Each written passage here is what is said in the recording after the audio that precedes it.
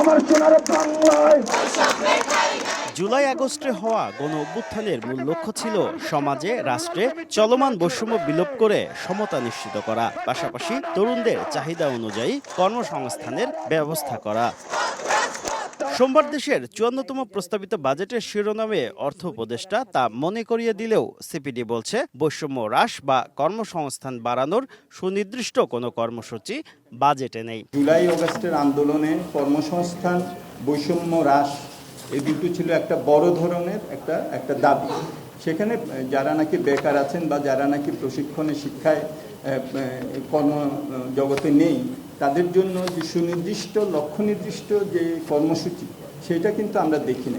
গণ অভ্যুত্থানের আকাঙ্ক্ষা ছিল চলমান অনিয়ম দুর্নীতি বন্ধ করে সুশাসন নিশ্চিত করা, কিন্তু বাজেটে কালো টাকা সাদা করার বিধান সবাইকে হতাশ করেছে উল্লেখ করে এটি বাতিলের দাবি জানিয়েছে সিপিডি।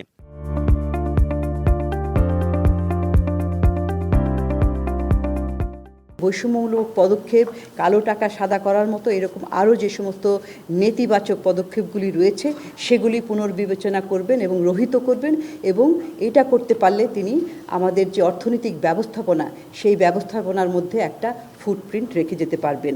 এবারের বাজেটে অন্যতম দিক এলডিসি গ্রাজুয়েশনকে সামনে রেখে দেশীয় শিল্পের কর সুবিধা কমানো।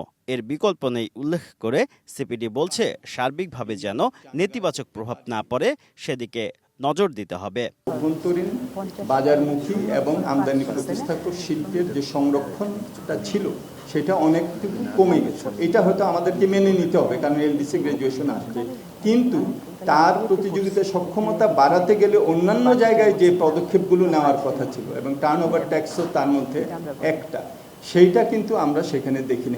মঙ্গলবার বাজেট প্রতিক্রিয়া নিয়ে আয়োজিত সংবাদ সম্মেলনে সিপিডি আরও বলেছে পরোক্ষ করের উপর নির্ভরশীলতা কমিয়ে ক্রমান্বয়ে প্রত্যক্ষ করের উপর নির্ভরশীলতা বাড়াতে হবে।